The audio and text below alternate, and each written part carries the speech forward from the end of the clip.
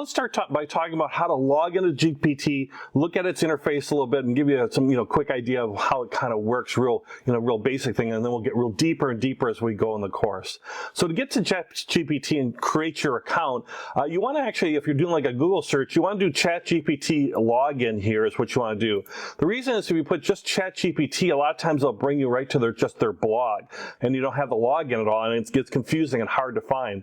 So what you want to do is put in login and find like the login, like it'll say Chat OpenAI is who makes ChatGPT and supports and all that.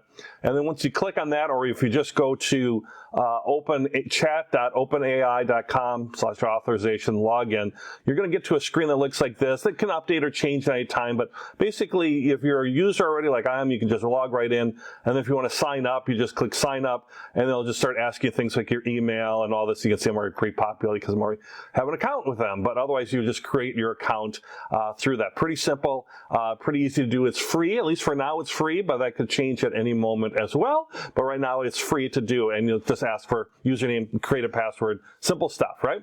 So I have an account, so I have it up and going already here. So this is what the current ChatGPT interface looks like. It's pretty clean, pretty easy to use.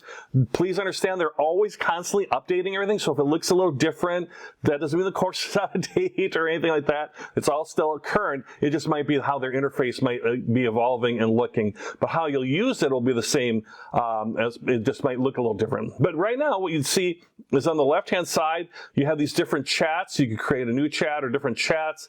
These are things I've been asking or working with before, so it remembers that. So you can go back to that string of things you've been looking at. So like I was interested in pros and cons of self-managing property. If I want to buy some real estate property, and it gave me back information on pros and cons of that. So I could go back to that and ask some more follow-up questions based on this conversation string. Or if I want to just delete it, I just hit the the trash icon, and I could delete that whole string. So that's what this is. And this is a relatively newer feature, so this is actually very, very nice. You can clear conversations. There's a dark mode. There's a Discord group, if you're that. Updates and FAQs, you can find that here. There isn't too many, but if you want, you can find FAQs and stuff and certainly log out.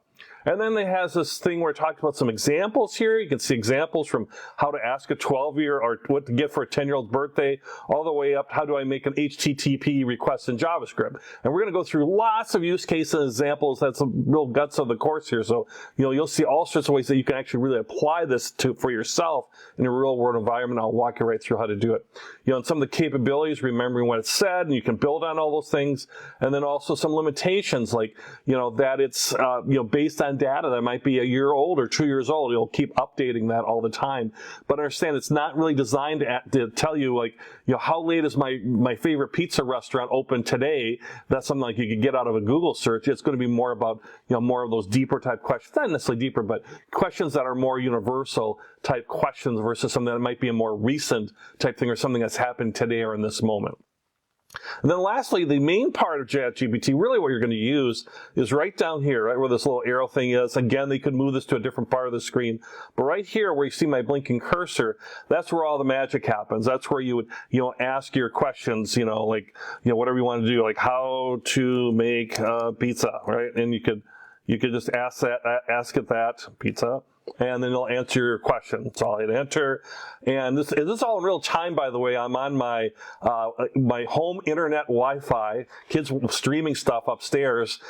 So this is about as slow as it's ever going to go. And here it's giving me a recipe on how to make homemade pizza. Now I might want to build on that and ask more detailed questions, like maybe I want a certain type of pizza, like a thin crust pizza or a deep dish pizza, whatever it might be. You can see it's giving me the instructions and everything on how to do that, right? How to make this pizza. So that's an idea. I'm sure that's fascinating watching how to make pizza. We're going to get into more work type stuff here. And so we're going to go back, to our ChatGPT and we're going to start looking at some use cases and some practical tips. I'm going to start with and give you some really great ideas and some tips that will really help you to really get the most of it here coming right up.